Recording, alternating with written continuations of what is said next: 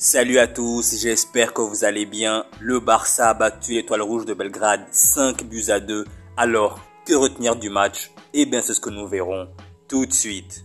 Les jours passent, les semaines passent, les mois passent. Ce Barça d'Hansi Flick est en train de concasser tous ses adversaires un à un. Aujourd'hui, la victime c'était l'Étoile Rouge de Belgrade. Victoire claire et nette, 5-2, doublé de Lewandowski, un but de Rafinha et un but d'Inigo Martinez.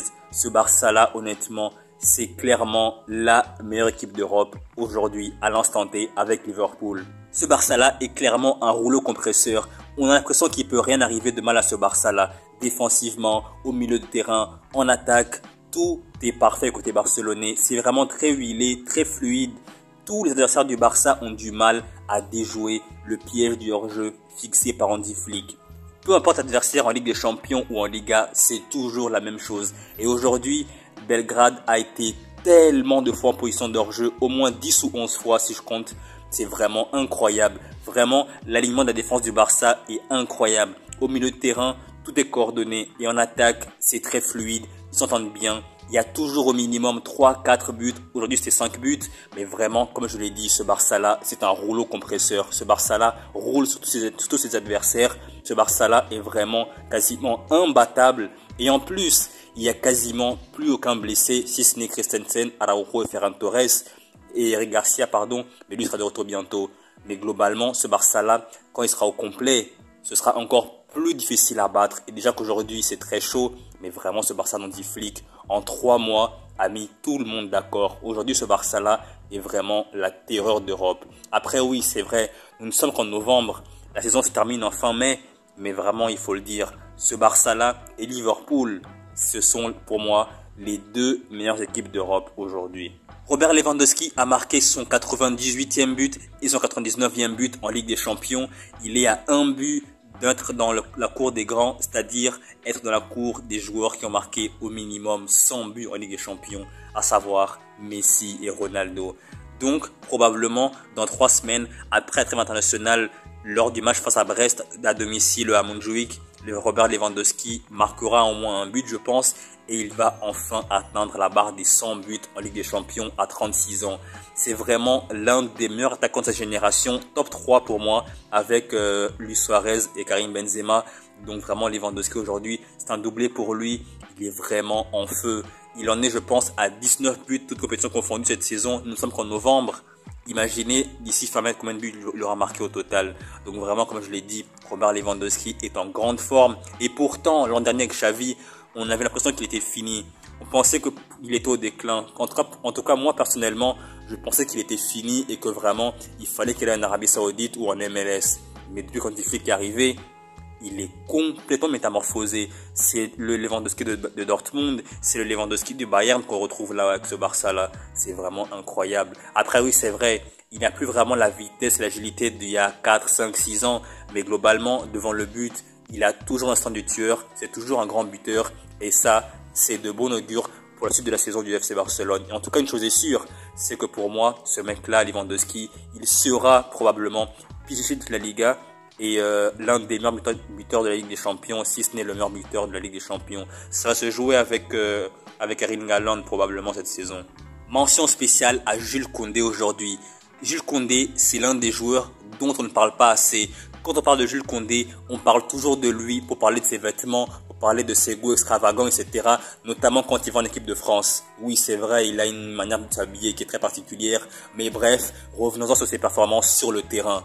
Jules Koundé, ses performances en tant que latéral droit, alors que de base c'est un central, eh ben, sont tout simplement exceptionnelles. Aujourd'hui, face à l'Étoile Rouge de Belgrade, il en a mis 3 des passes décisives. 3 passes décisives aujourd'hui pour Jules Koundé face à Belgrade. C'est vraiment incroyable. De base, c'est un défenseur central, mais aujourd'hui, il joue latéral droit et ce depuis 2 ans déjà. Même avec Xavi, il joue latéral droit. Mais vraiment cette saison, il est vraiment entré dans une autre dimension. Et depuis le début de la saison, pour moi, c'est très clairement le meilleur latéral droit du monde. C'est vraiment la référence à ce poste-là aujourd'hui. Carvajal est blessé pour 1 an. De base, c'est Carvajal le meilleur latéral droit du monde pour moi. Mais aujourd'hui, à l'instant T, depuis le début de la saison, c'est clairement Jules Koundé le meilleur latéral droit du monde. Et vraiment, match après match, il est en train de le prouver. C'est vraiment un joueur très très fort en 1 contre 1 et son apport offensif s'est clairement amélioré cette saison. Il a preuve aujourd'hui, 3 passes décisives pour Jules Koundé. C'est vraiment un joueur incroyable. Bref, revenons-en au match. Globalement, dans ces 90 minutes, le Barça a vraiment été très tranquille. Le Barça n'a vraiment pas eu d'opposition. C'était vraiment un adversaire qui était plus qu'à la portée des Blaugrana. Et si le Barça devait en marquer 6, 7, 8, 9, eh ben il les aurait marqués. Ce Barça-là a géré le match, notamment en deuxième mi-temps. C'était vraiment un Barça qui a vraiment, comme face à l'Espagnol de Barcelone, géré le match sans forcer. S'ils voulaient forcer, comme je vous l'ai dit, ils auraient mis plus de buts.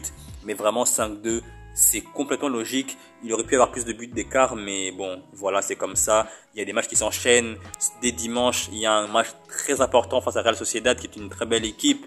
Et du coup, Hansi Flick l'a très bien compris en sortant dès l'heure de jeu des joueurs comme Frenkie de Jong, des joueurs comme Rafinha, Pedri, pour qu'ils se reposent un petit peu.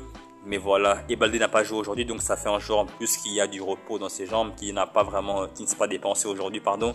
Donc voilà, ce Barça-là, c'est vraiment une équipe incroyable. Je fais que le répéter, c'est vrai.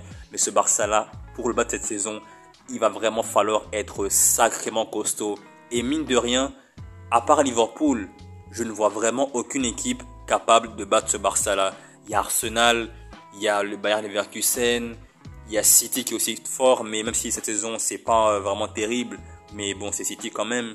Et honnêtement, comme je l'ai dit, il n'y a pas Liverpool. Je vois aucun gros capable de battre ce Barça-là. C'est vraiment la meilleure équipe d'Espagne et la meilleure équipe d'Europe avec Liverpool à mes yeux à l'instant T. Et l'histoire d'amour entre le Barça et le piège du hors-jeu est vraiment incroyable.